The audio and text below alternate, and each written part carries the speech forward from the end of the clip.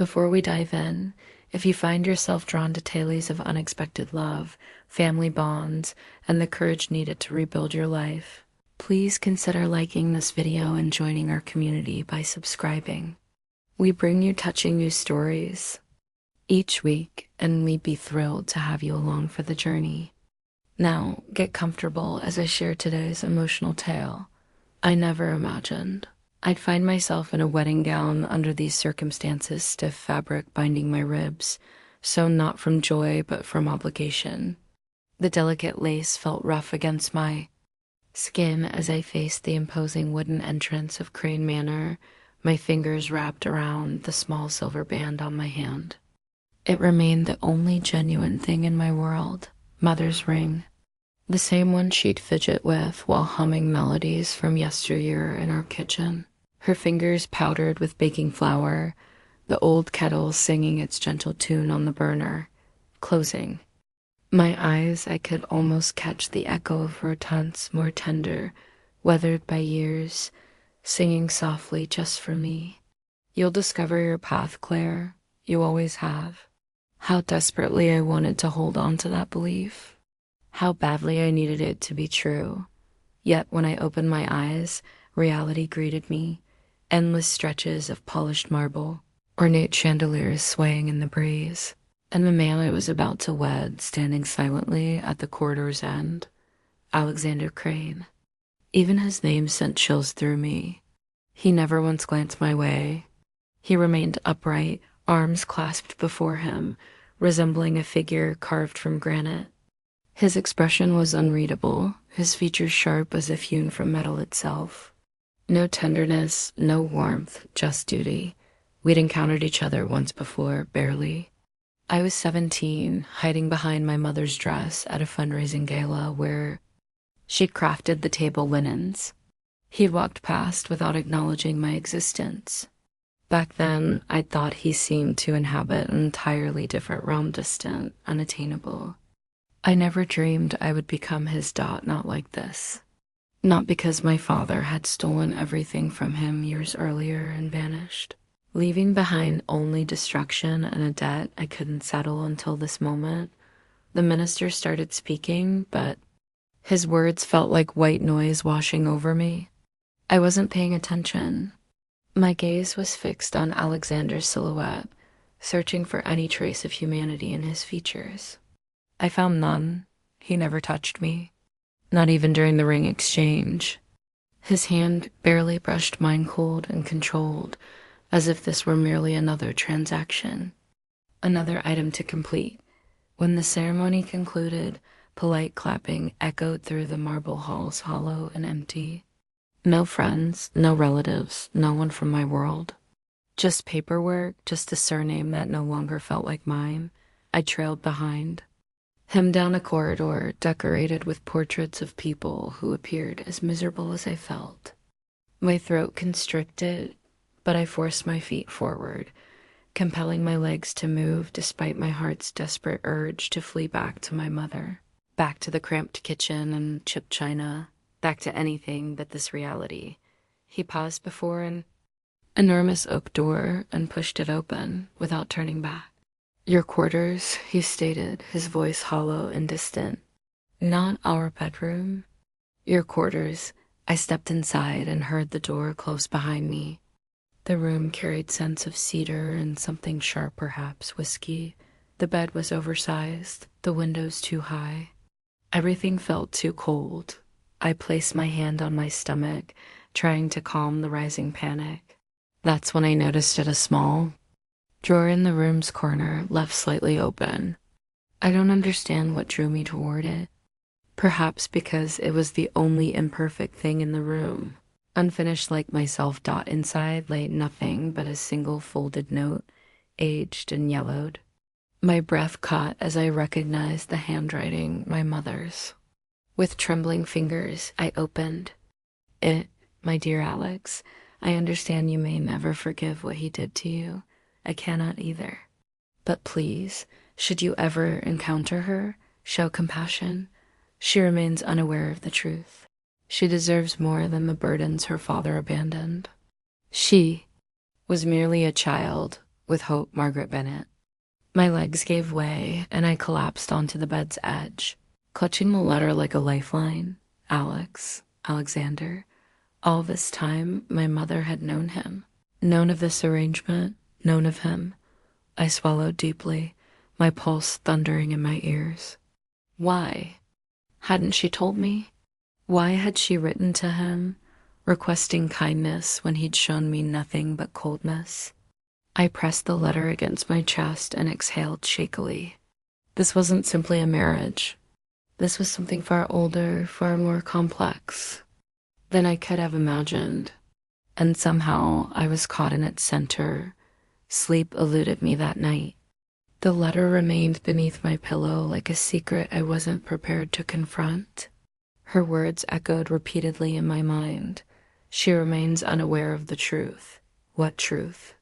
Why had Mother addressed him as Alex, as if they'd once shared more than strangers' acquaintance?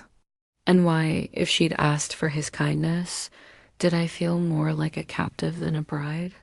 Dawn arrived uninvited. The light filtering through the tall windows was pale and soft, creating lengthy shadows on the floor. I sat up gradually, my fingers brushing the silver band on my finger.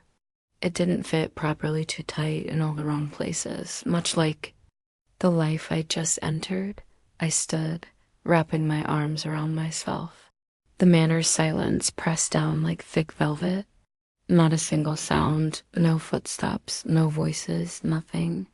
I slipped into the hallway, my bare feet cold against the marble. The passage seemed endless, all dark wood paneling and expensive artwork. I couldn't identify. Every inch of this place smelled like cedar and polished steel. Like him, I wandered aimlessly until I discovered the rear staircase hidden behind heavy velvet drapes. It led me down to a different section of the house, less refined, less perfect. The kitchen thought it was quiet, but not vacant. The lighting was dim, the air thick with faint aromas of old coffee grounds, and something floral, perhaps lavender. And there on the counter sat a small silver teapot dot my breath caught. It couldn't be ours. It was impossible. But it looked exactly like the one Mother used to keep on our stove, dented, worn, and achingly familiar. I felt my throat tighten. I reached for it, running my fingers along the handle, feeling how the metal had been worn smooth by years of use. In that moment, my knees weakened. I missed her desperately. I missed our tiny kitchen with its peeling linoleum floor and cracked window above the sink. I missed the sound of her voice, soft and steady as she poured tea into mismatched cups.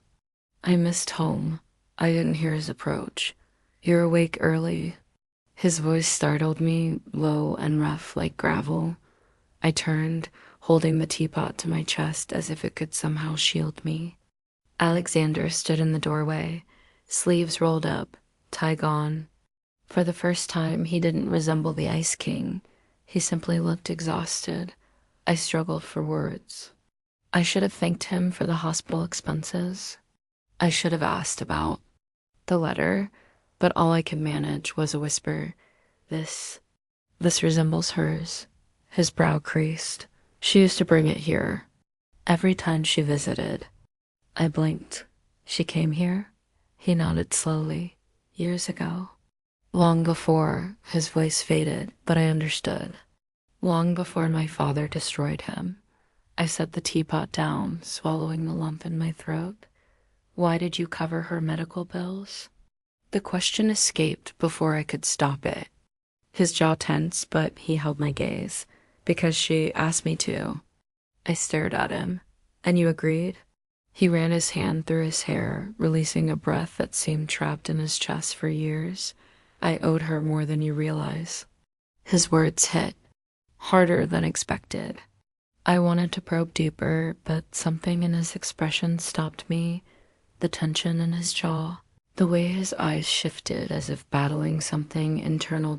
Instead, I whispered the only thing I could. "Thank you." He stilled, as if uncertain how to receive those words, as if no one had spoken them to him in ages. The silence stretched between us, thick and delicate. He stepped closer once, then stopped himself. His voice dropped, softer than before. Your mother used to sit right there. He indicated the old wooden chair by the window. Every visit, she'd sit there with that teapot and tell me that forgiveness isn't weakness, it's courage. I felt my heart constrict. He glanced at me again, his gaze sharp but less guarded.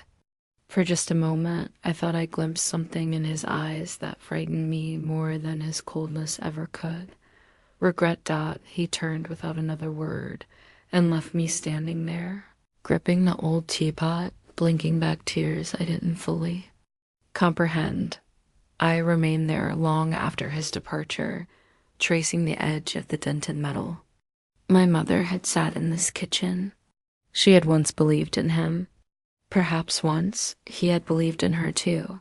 I didn't know what to believe anymore. But deep inside, something told me this marriage wasn't the story's end. It was merely the beginning. And somehow, I had to uncover the truth buried beneath the silence. I couldn't remain in that kitchen any longer. Not after hearing those revelations. Not after witnessing something in Alexander's face that didn't belong to the man who'd stood so distantly beside me at the altar. Regret. It haunted me as I climbed the stairs back to my room. The room that still felt foreign. I closed the door and pressed my back against it, clutching my mother's letter again. She deserves more than the burdens her father abandoned. I didn't understand what she meant by the truth, but something within me knew I couldn't ignore it any longer. The mansion seemed to breathe around me, alive with memories I didn't share. I needed answers. I needed something that wasn't written by hands that had already left me behind. I paced the room, examining the shelves, drawers, corners I hadn't dared explore the previous night. There had to be more than this letter, more than this silence. I stopped when I noticed a drawer in the massive oak desk tucked in the room's far corner. It appeared too perfect, too untouched. But when I opened it, there they were, dozens of papers stacked neatly. Contracts, reports, and then tucked between the pages, a torn envelope without a stamp. I froze. Carefully, I slid it out. The handwriting wasn't my mother's. It was his. I unfolded the letter, feeling the paper tremble in my hands more than I cared to admit. Margaret, there are countless things I could say. Countless ways I could attempt to explain what I allowed to happen. But none would change the truth. I trusted him. I trusted your husband. I believed in the promises we built together. I believed in family, and he took everything. I don't know if I'll ever forgive him, but I've never blamed you or your daughter. You once told me that forgiveness isn't weakness. Perhaps one day I'll understand what that truly means, Alexander. I sank to the floor, the letter shaking in my hands. He had written her. He had wanted to explain, but for some reason, it had never been sent. I pressed the paper to my chest, feeling the weight of all the things I didn't understand pressing down on me. Had my mother known? Had she carried this burden all these years? Keeping it from me, trying to protect me from a history too tangled to unravel. A soft knock at the door made me jump. Claire. His voice quieter than before. I stood, clutching the letter tightly in my fist. He stepped inside when I didn't respond, closing the door softly behind him. He looked different in the morning, light less sharp, less untouchable. Still guarded, but human. I held out the letter before I lost my nerve. His eyes darkened when he saw it. You never sent it, I whispered. He didn't move for a long time. Then, with a slow breath, he crossed the room and sat on the bed's edge, resting his elbows on his knees like the weight of everything was finally too much. No, he admitted quietly. I didn't.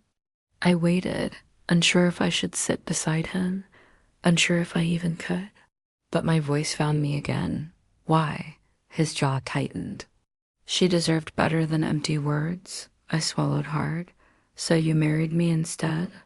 His head dropped, hands running through his hair. "You think this is about revenge?" I didn't answer because until that moment I had. He looked up at me, then really looked, and the pain in his eyes knocked the breath from my lungs. "I married you because I owed her more than I could ever repay," he said softly. "Because she asked me to show kindness and I didn't know how. Not until I saw you standing there, looking at me like I was a monster."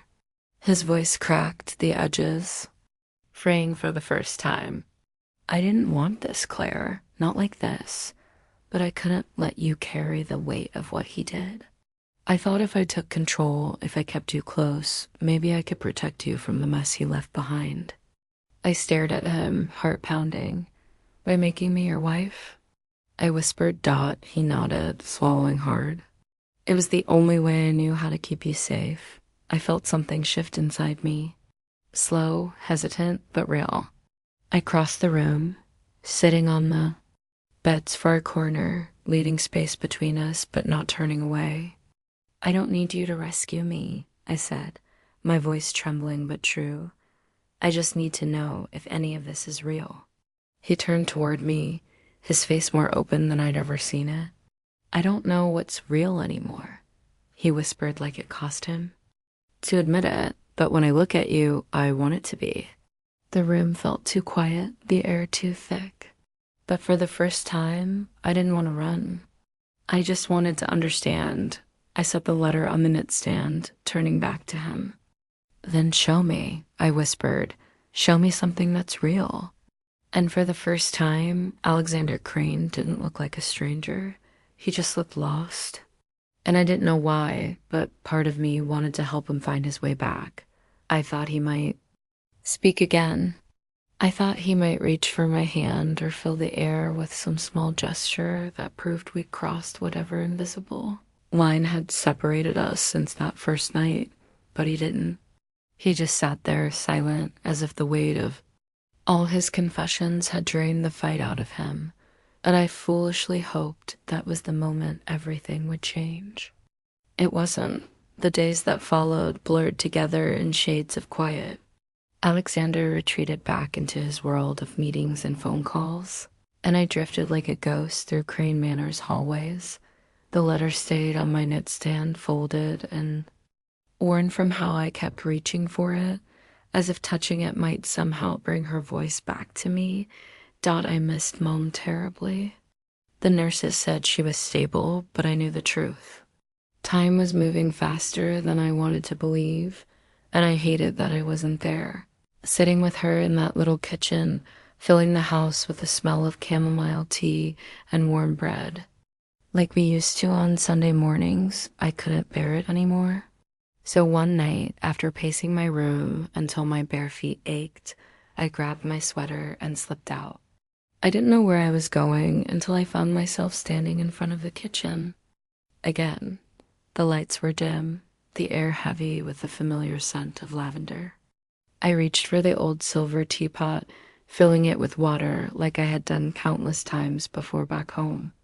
I set it on the stove, waiting for that soft, familiar whistle that used to tell me everything would be all right. I didn't hear him enter. Again, he leaned in the doorway, sleeves rolled up, tie hanging loose around his neck. He didn't speak, didn't ask what I was doing, and maybe that's why I didn't stop. I reached for 2 cups instead of 1. I poured the tea, my hands shaking only slightly, and slid one toward the empty chair across from me. It took him a long moment, but he crossed the room and sat down, resting his elbows on the worn wooden table, like he'd done it countless times before. We sat in silence for what felt like forever. And then I whispered, "She used to sit right here." He nodded slowly, staring at the steam curling from his cup. "I know." I wrapped my hands around the ceramic, trying to warm the chill in my fingers. "You never told me how you met her." He looked up, surprised by the question. For a second, I thought he might shut down again. But then he sighed and leaned back in his chair, staring at the ceiling like the story lived in the cracks of the plaster. Your father approached me looking for a partner, he began, his voice low and steady. I was young, foolish enough to believe in handshake deals and loyalty over contracts. He convinced me we could build something together, a company that could last, something bigger than both of us. His mouth twisted like the memory tasted bitter. But it was your mother who believed in the dream more than either of us. She was the one who sewed every curtain for our first office, who made coffee for the team when we worked through the night. She was the one who held us all together when the money ran out, when the deal started falling apart. I swallowed hard, my throat burning. What happened? His hands curled into fists on the table.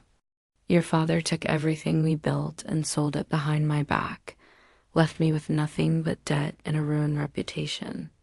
I flinched, the words hitting harder than I wanted them to. And you blamed her? I whispered. His face softened then, like something cracked open in his chest. No, he whispered back. I never blamed her. I blamed myself for trusting him, for not protecting her. We sat there, the air between us fragile and thick with words we'd never spoken. And then, for the first time since I'd stepped into this house, he reached for me, his hand covering mine, warm, steady, real. I should have told you the truth sooner, he whispered, his voice rough with something that almost sounded like hope. But I didn't know how not without losing what little of you I had left. I stared at our hands, at the way his thumb traced slow circles over my skin, like he was memorizing the feel of it. And for the first time, I didn't pull away. I let him hold on, just for a moment, just until the kettle let out a soft, familiar whistle. We drank tea in that kitchen like two people who had forgotten how to fight, like two people who had once belonged to the same story, even if neither of us had known it until now. And when the tea grew cold and the silence settled in again, I realized something I hadn't dared to believe before. He didn't hate me, not really. He just didn't know how to love me yet. And maybe, just maybe, I didn't know how to love him yet either. I'd like to tell you that things changed after that night in the kitchen, that the walls between us crumbled with every shared cup of tea, that the distance I had felt since the moment I put on that heavy white dress began to dissolve, but life doesn't move in perfect lines. Some days Alexander barely looked at me. Some days I convinced myself that everything between us was nothing more than borrowed moments in a borrowed house, and yet I kept returning to that kitchen, to the chair where my mother once sat, to the silver teapot that seemed to hum with memories I wasn't ready to release. It became my sanctuary, and little by little I noticed he stopped waiting for me to invite him. He simply appeared wordless, tired, but there thought sometimes we didn't speak at all. And somehow that silence felt safer than all the words we'd ever exchanged. But the world outside those walls wasn't silent. Not anymore. I overheard it one morning, standing outside his office door. The voices on the other side were sharp, low, like knives cutting through glass. If you don't walk away from this crane, you'll lose everything. The board's already looking for your replacement. I'm aware. My heart slammed against my chest. You've put everything at risk. For what? For them? For her? Silence? A silence so long I held my breath, and then his voice, low and steady, for them. I backed away.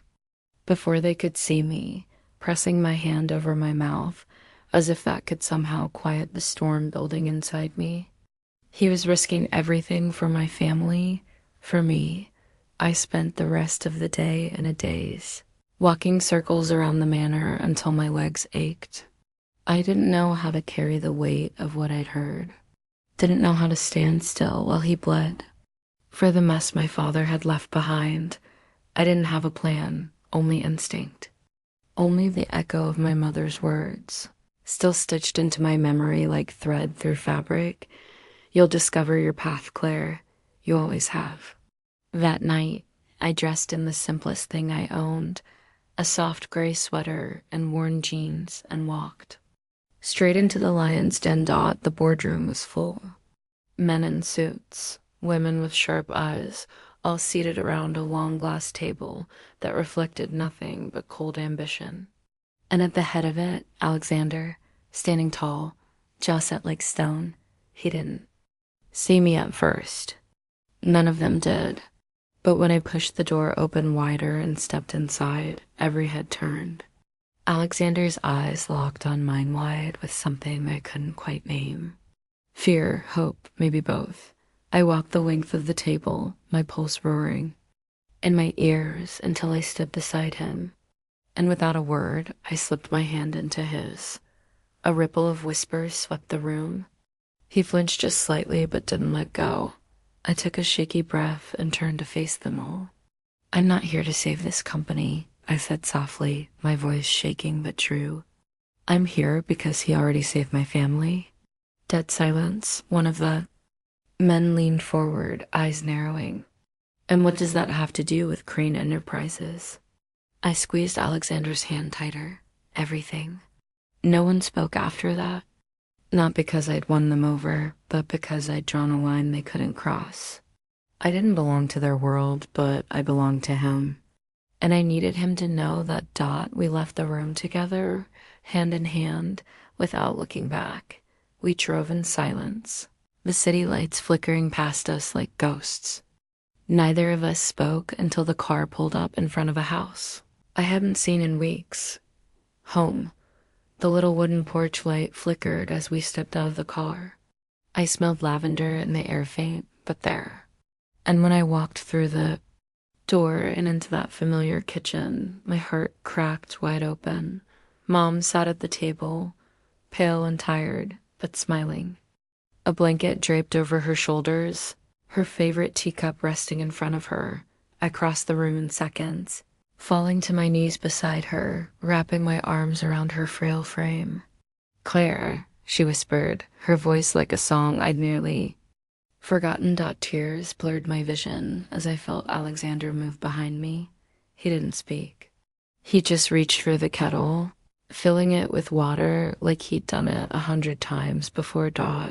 And when he set 2 cups on the table and poured tea into the dented silver pot, I realized something I'd never dared to believe. He wasn't saving me. He was choosing me. Not out of guilt, not out of duty, but because somewhere between the silence and the tea, we had started to build something that didn't need contracts or boardrooms or debts to make it real, something that looked a lot like love. You would think that moment seeing him stand in our tiny kitchen, pouring tea into my mother's favorite cup, would have settled something inside me, that I would have finally let myself believe it was real. But the truth is, I ran. Not that night, not in front of her. I stayed long enough to tuck the blanket tighter around Mom's shoulders, long enough to press my cheek to her temple and breathe her in like I could hold that moment forever. Long enough to watch Alexander wash the cups by hand, like a man who had always belonged there, even when we both knew he hadn't. But later, when the house grew quiet and I lay awake staring at the ceiling, the doubts started creeping in again. I wasn't afraid of losing him anymore. I was afraid of what it meant if I let myself need him. I slipped out of bed just before sunrise, grabbed the first jacket I could find, and left without a sound. I didn't take the car. I didn't leave a note. I just left up. My feet carried me without thinking, all the way back to the place I'd been avoiding since the day everything changed. The little storefront where I used to stitch dreams into lace. Claire's bridal. The lights were off. The windows were dusty, but the key still fit the lock. I stepped inside, blinking against the faint light filtering through the cracks in the curtains. It smelled like old fabric and lavender sachets. I tucked into the corners of every shelf. I reached for the nearest dress form, brushing my fingers over the satin that had once felt like hope. I didn't hear the door open. I didn't have to turn to know it was him. I felt him the moment he stepped inside. I closed my eyes, bracing for the sound of his anger. The sharp edge of his voice telling me I was ungrateful, reckless, foolish. But it never came. Instead, I heard the softest breath, like someone standing at the edge of a cliff, too afraid to fall, but too broken to step back. Claire. My name sounded like a prayer on his lips. I turned, slow and shaking. He stood in the doorway, still in yesterday's clothes, his hair a mess, his face pale like he hadn't slept. His eyes locked on mine, and for the first time since the day we met, there was no wall between us, no cold, no distance. Just him. I swallowed hard, wrapping my arms around myself. I didn't know where else to go. He stepped closer, stopping just a breath away. You could have stayed, he whispered, his voice cracking at the edges. I shook my head, tears burning the back of my throat. I don't know how to stay. Not when I'm so afraid I'll lose myself again. His hands curled into fists at his sides. He didn't reach for me, didn't try to pull me closer. He just stood there, shaking like he was the one who might fall apart. You don't have to choose between yourself and me, he whispered. You never did. I let the words hang between us, afraid to believe them, afraid to trust. But then he did the one thing I never expected. He dropped to his knees, right there in the middle of my dusty little shop, surrounded by half-finished dresses and forgotten dreams. Alexander Crane knelt in front of me. Not like a man begging, not like a man trying to win, but like a man who had finally laid down his armor. He reached for my hands, his voice breaking on every word. I don't have a boardroom left to fight for. I don't have a company left to save. I've risked it all, but none of it matters if I lose you. Tears slipped down my cheeks before I could stop them. I don't need a contract. I don't need your family's name. I just need you to stay. Not because you have to. Not because you owe me anything, but because you want to. I sank to my knees in front of him, shaking as I reached for his face. His breath hitched when I touched him, like he didn't dare believe it was real. I leaned in, pressing my forehead to his, breathing him in. And for the first time, I let go of everything else, the debts, the past, the fear. I'm so tired of running, I whispered. He wrapped his arms around me, holding me so tightly I could barely breathe. But I didn't want space. I wanted this messy, fragile, real thing we had built without meaning to. I pulled back just enough to look into his eyes. I don't want to belong to anyone, I whispered. I just want to belong with you. His breath shuddered out of him like he'd been holding it for years. And when he kissed me soft, slow, steady, it wasn't a claiming. It was a promise. When we finally pulled apart, he cupped my face in his hands, his forehead resting against mine. No more running, he whispered. No more running, I echoed. And for the first time, I believed it. We didn't go back to Crane Manor that night. We didn't go anywhere, really. We stayed in that little shop until the sun started bleeding through. The front windows painting the dust in soft gold. We didn't say much. We didn't need to. It was strange how something could feel so fragile and unbreakable all at once. By the time we stood to leave, my legs felt like they barely held me together all night.